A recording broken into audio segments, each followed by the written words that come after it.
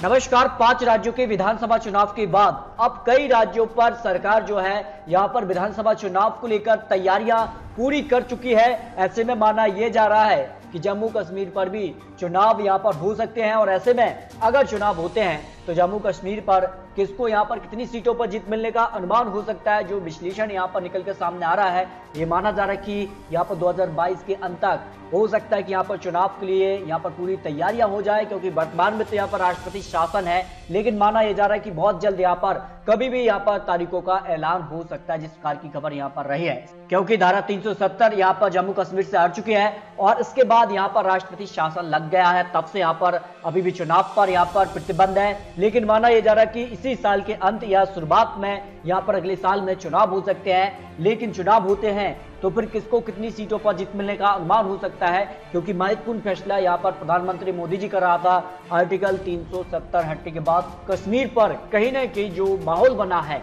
उसके बाद प्रधानमंत्री मोदी जी का क्या कमल यहां पर खिलेगा, पूर्ण बहुमत की सरकार जम्मू कश्मीर के अंदर बना पाएगी या नहीं, इस पर क्या विश्लेषण हो सकता है। बात की जाए स्थानीय निकाय चुनाव पर तो यहां पर गुपकार गठबंधन यहां पर तैयार हुआ था। गुपकार गठबंधन जो है वो ज्यादा यहां पर सफल नहीं रहा था। स्थानीय निकाय चुनाव जो कि हाल ही में हुए थे, इस पर अगर बात की जाए तो यहां पर बीजेपी को यहां पर सबसे ज्यादा एक पार्टी को 70 सीटों पर जीत मिली थी, जबकि यहां पर जो अलायंस बना था गुपकार गठबंधन का 7 पार्टियों का अलायंस था, उसने केवल 97 ही सीटें हासिल की थी। यानी यहां पर बीजेपी को बड़ी जीत यहां पर जम्मू कश्मीर के अंदर जो स्थानीय निकाय चुनाव थे उसके रिजल्ट के तौर पर देखने को मिली थी। और यह माना जा रहा है कि यहां पर अब तारीखों का ऐलान हो सकता है। जम्मू कश्मीर की 87 सीटें विधानसभा चुनाव की आती हैं और यहां पर अगर बात की जाए तो गुपकार गठबंधन में यहां पर बात की जाए तो नेशनल कॉन्फ्रेंस ने यहां पर 57 सीटें, जबकि यहां पर बात की जाए तो पीडीपी ने 26 सीटें और यहां पर बात की जाए तो पीपल्स कॉन्फ्रेंस ने यहां पर 6 सीटें, सीपीएम ने 5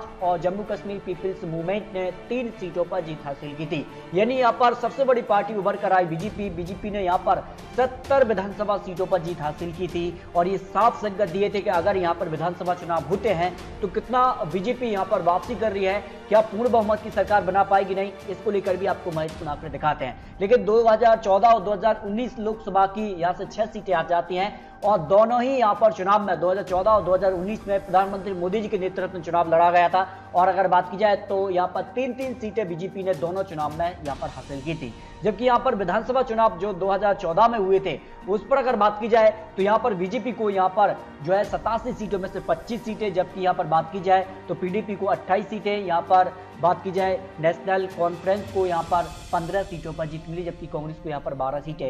यानी 2014 में भी बीजेपी यहां पर काफी मजबूत स्थिति में दिखाई थी। लेकिन अगर आज चुनाव होते हैं तो जम्मू कश्मीर में क्या बीजेपी पूर्ण बहुमत के साथ सरकार बना पाएगी? जो गुपकार गठबंधन बना था जो स्थानीय निकाय चुनाव में, वो या एक बार फिर से यहां पर बनेगा नहीं, ये काफी महत्वपूर्ण हो जाता है। इसको लेकर आपको महत्वपूर्ण आंकड़े जम्मू कश्मीर के लिए अगर बात की जाए तो बरमूला की 6 सीटों में से बीजेपी को 4 सीटें, जबकि पीडीपी को 2 विधानसभा सीटों पर जीत मिलने का अनुमान हो सकता है। इसके अलावा अनंतनाग की 6 सीटों में से भी बीजेपी को 4 सीटें, पीडीपी 1 और 1 सीट यहां पर नेशनल कॉन्फ्रेंस के पक्ष में जा सकती है। बुद्धिपुरी की 3 सीटों में से बीजेपी, पीडीपी और नेशनल कॉन्फ्रेंस के लिए 1-1 सीटों पर जीत मिलने का अनुमान हो सकता है। इसके अलावा अगर बात की जाए तो बंदग्राम की 5 सीटों में से बीजेपी 3 सीटें, पीडीपी 1 और 1 यहां पर नेशनल कॉन्फ्रेंस के पक्ष में जा सकती है। इसके अलावा डोडा की यहां पर 2 सीटों में से दोनों सीटों पर बीजेपी को यहां पर जीत मिलने का अनुमान हो सकता है। गदरबली की 2 सीटों में से दोनों सीटों पर बीजेपी को यहां पर जीत मिल सकती है, जबकि यहां पर जम्मू की 11 सीटों में से बीजेपी को 6 सीटें, पीडीपी 2 सीटें, कांग्रेस 2 और 1 सीट यहां पर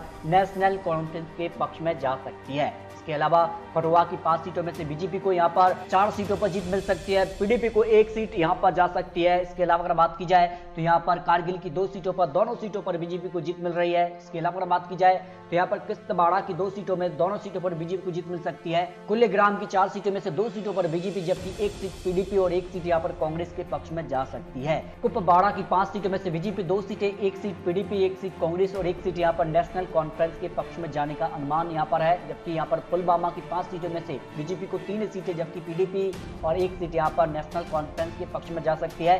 यहाँ पर पुंछ की 4 सीटों में अगर बात की जाए तो बीजेपी को 3 सीटें, 1 सीट यहाँ पर पीडीपी के पक्ष में जा सकती है, जो कश्मीर को लेकर यहाँ पर आंकड़े निकल रहे हैं। इसके अलावा लेह की यहाँ पर 2 सीटों में से 1 सीट बीजेपी और 1 सीट यहाँ पर पीडीपी के पक्ष में हो सकती है, जबकि रियासी की 3 सीटों में से बीजेपी 2 सीटें, 1 सीट पीडीपी के पक्ष में जा सकती है। राजौरी की 4 सीटों में से बीजेपी और पीडीपी को 2-2 सीटों पर जीत मिलने का अनुमान हो सकता है। साबा की 2 सीटों में से बीजेपी दोनों सीटों पर जीत हासिल कर सकती है, जो आंकड़े रहे हैं। इसके अलावा सोफिया की 2 सीटों में से दोनों सीटों पर बीजेपी को जीत मिल सकती है। इसके अलावा अगर बात की जाए तो श्रीनगर की 8 सीटों में से बीजेपी 4 सीटों पर आ सकती है, पीडीपी 2 सीटें, 1 सीट यहाँ पर नेशनल कॉन्फ्रेंस और 1 सीट अन्य यहाँ पर कांग्रेस के पक्ष में जा सकती है। जबकि उधमपुर की 2 सीटों की बात की जाए, 2 सीट बीजेपी और 1 सीट यहाँ पर पीडीपी के पक्ष में जा सकती है। यानी 87 सीटों के आंकड़ों में बीजेपी का पलड़ा भारी नजर आ रहा है। बीजेपी को 53 सीटें 87 सीटों में से जा सकती हैं और ये माना जा रहा है कि यहाँ पर चुनाव तारीखों का जो ऐलान होगा उसमें अगर बात की जाए तो यहाँ पर सीटों में और इजाफा हो सकता है। जो आंकड़े यहाँ पर बन रहे हैं, जो जानकारी है,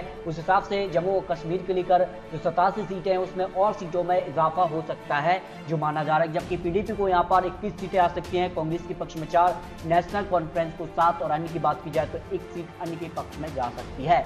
यानी जम्मू कश्मीर में आज विधानसभा चुनाव हो जाते हैं तो बीजेपी को पूर्ण बहुमत की सरकार यहां पर जम्मू कश्मीर में बन सकती है। जो 5 राज्यों के चुनाव परिणाम भी देखने को मिले हैं, जो यहां पर आंकड़े रहे हैं, उस हिसाब से भी और जिस प्रकार के विधानसभा चुनाव हो या फिर स्थानीय निकाय चुनाव में भी बीजेपी का पलड़ा भारी रहा है, उस हिसाब से बीजेपी जम्मू कश्मीर में पूर्ण बहुमत की सरकार प्राप्त कर सकती है। लेकिन ये तो चुनावी आंकड़े, चुनावी अनुमान है और यहाँ पर कब यहाँ से राष्ट्रपति शासन हटता है, उसके बाद चुनाव तारीखों का ऐलान होगा और यहाँ पर किस प्रकार के गठबंधन होते हैं। हालांकि सारे आंकड़ों के बाद अगर बात की जाए तो बीजेपी का यहाँ पर पलड़ा भारी हो सकता है, जिस प्रकार का माहौल यहाँ पर जम्मू और कश्मीर को देखने को मिल रहा है। तो अपनी राय कमेंट बॉक्स में जरूर है, क्या जम्मू कश्मीर में बीजेपी पूर्ण बहुमत की सरकार बना पाएगी या नहीं, इस पर अपनी राय रख सकते हैं। मिलते हैं दोस्तों सटीक और महत्वपूर्ण विश्लेषण के साथ, तब तक के लिए जय हिंद, जय भारत।